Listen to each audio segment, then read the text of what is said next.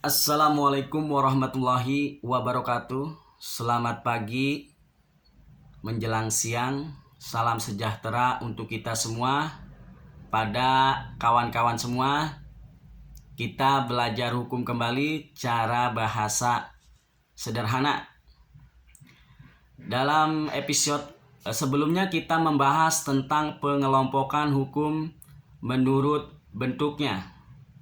Jadi pada kesempatan kali ini kita akan membahas tentang pengelompokan hukum menurut fungsinya.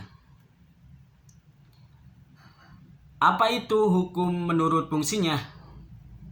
Hukum menurut fungsinya dibagi menjadi dua. Yang pertama hukum material, yang kedua hukum formil atau formal. Kemudian apa yang dimaksud daripada hukum material? Hukum material adalah hukum yang mengatur tentang hubungan anggota masyarakat secara umum mengenai hal-hal yang dilarang ataupun tidak boleh dilakukan. Jadi hal-hal yang dilarang dan tidak boleh dilakukan itu dimaksudnya hukum material. Contohnya hukum pidana, hukum perdata, hukum dagang. Contoh kasusnya seperti hukum pidana yaitu pasal pencurian, yaitu pasal 362, itu merupakan pasal pencurian. Kemudian juga pasal 338 tentang pembunuhan. Nah, itu merupakan daripada hukum material. Lalu apa yang dimaksud dengan hukum formil atau formal? Hukum formil adalah hukum yang mengatur tentang tata cara mempertahankan dan melaksanakan hukum material. Jadi maksudnya apa? Berarti tentang acara daripada tadi kasus pidana, maka menyambung kepada hukum acara pidana. Dalam hal ini kaitannya menggunakan kitab undang-undang hukum acara pidana. Jadi hukum material itu mengacu kepada KUHP atau kitab undang-undang hukum pidana. Kemudian hukum formilnya mengacu kepada kitab undang-undang hukum acara pidana. Jadi kita harus bisa membedakan antara hukum material dan hukum formil.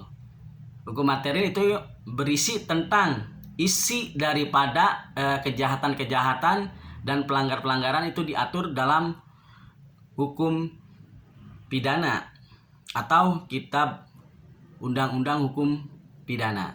Kemudian dengan tata caranya, prosesnya, acaranya itu diatur oleh hukum formil. Dalam hal ini kitab undang-undang hukum acara pidana.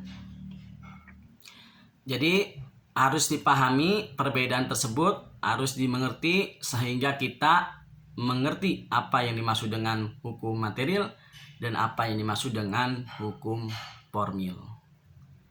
Jadi tetap semangat belajar hukumnya. Kita bahas satu persatu mengenai pengelompokan hukum.